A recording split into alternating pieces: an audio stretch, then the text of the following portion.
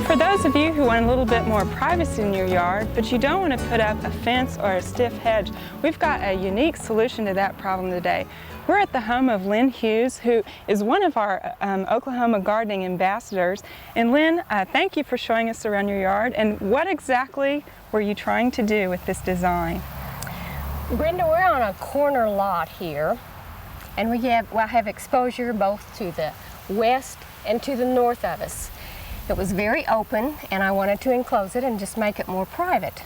So I started making additional flower beds, and rather than just having a square bed straight across the area there, I made, in the fall of 1993, I made a wing out from the house about halfway across the yard. And then in the fall of '94, I did an additional wing out from my garden, which bounds the south side of the house, and that kind of enclosed the whole area there across the west side of the house and made it more private back here. Well, the effect is really great, and you've used some wonderful plant materials in here, and a lot of the ornamental grasses that we've showcased out at the studio gardens. And if you just kind of walk us through those and show us how you've combined those with other plants. All right, I got some of my ideas from the gardens from the grasses that were out of the gardens, because I enjoy those so much. This is a porcupine grass, and as you see, it has horizontal bars on the blades of grass rather than being variegated vertically as most grasses are.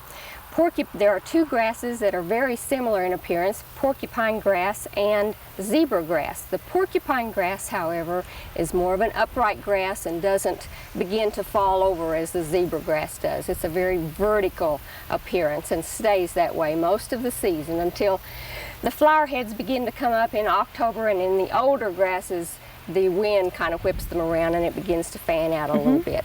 Well, I like the combination with the flower heads with the maroon and your burgundy sun coleus. Those look great together. I like those two together. So, well, on over here, what's this grass you've got planted? Okay, right. Are we talking this here? One. Okay. This is another Miscanthus. This one's Miscanthus sinensis, and the cultivar on this one is called Cabaret, and it's very similar to other variegated, or sometimes called Japanese silvergrass or Japanese variegated grass. But this one, Cabaret, has a wider leaf to it, and the white stripe down the center of the leaf is much broader. It will get to be about, this one is just new, I just put it out this past April, so it's only been there about 6 months.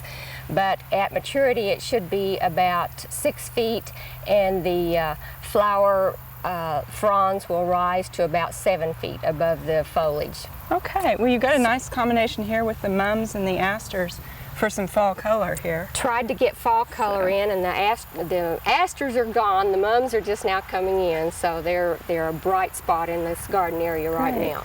Well, here you've got this nice screen going with all of your tall grasses. These are just great.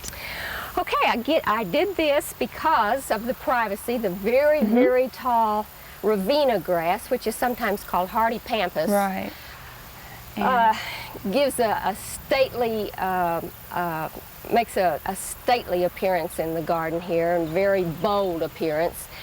The one right next to it, now this is another porcupine grass, and you see how much bigger it is, because it's actually, it and the other grass that we just saw are the same age, but I moved the other one, and grasses do not like to be moved, and it was stunted. So this is the mature size of the porcupine grass. Okay.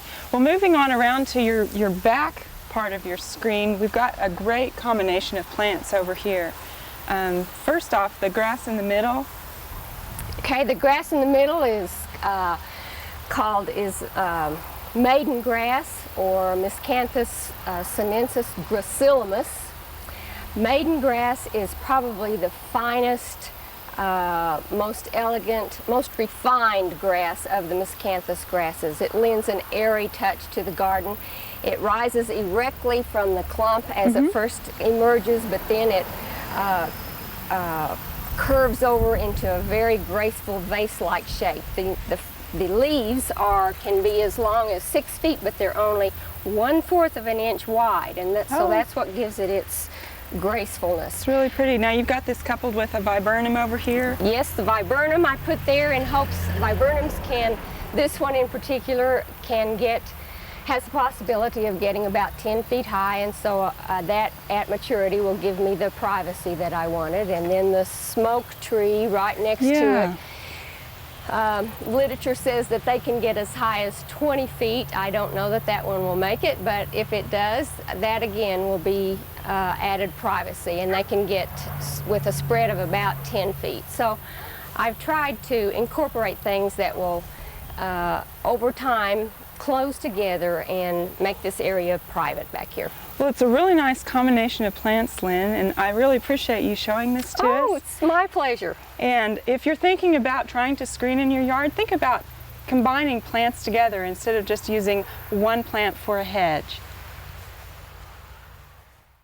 We hope you enjoyed this video. It's part of our OK Gardening Classics YouTube channel. You can also find more recent videos on our Oklahoma Gardening YouTube channel.